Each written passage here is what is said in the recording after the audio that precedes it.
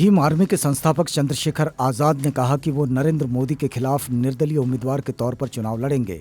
आजाद ने कहा कि प्रधानमंत्री जी ने जनता से जो वादे किए थे वो उन पर खरे नहीं उतरे हैं। दूसरा, इस देश के दलितों, पिछड़ों और मुसलमानों के साथ जो अन्याय किया जा रहा है वो लोगों से छुपा हुआ नहीं है। सभी लोगों को प्रधानमंत्री से निराशा मिली है।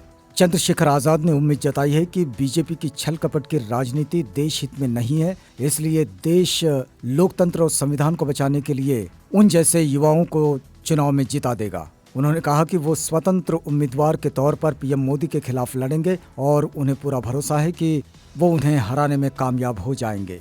अगर वहां से कोई मजबूत प्रत्याशी नहीं उतरता है तो वो खुद मोदी जी के सामने उतरकर उन्हें बताएंगे कि वो बहुजन समाज ग्राम के नाम से जाने वाले कमजोर तबके के लोग जिताना भी जानते हैं और हराना भी जानते हैं। चंद्रशेखर आजाद ने कहा कि उनका उद्देश्य राजनीति करना नहीं बल्कि जुल्म, जाति और अन्याय के खिलाफ अपनी आवाज को मजबूत करना है।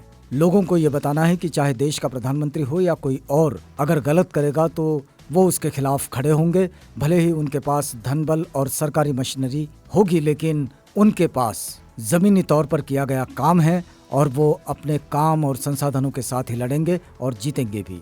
चंद्रशेखर आजाद ने कहा कि उनकी प्रियंका, जिससे मानवता के नाते मुलाकात हुई थी, वो जब बीमार थे तो वो उनसे मिलने आई थी। उनके बीच कोई राजनीतिक चर्चा नहीं हुई। उन्होंने कहा कि उन सभी लोगों का उद्देश्य इस देश में सांप्रदायिक माहौल के खिलाफ काम करना है और वो नहीं चाहते कि कोई कमजोर आदमी वहां से खड़ा होकर मोदी जी के सामने समर्पण कर दे या फिर चंद पैसों के लालच में बिक जाए।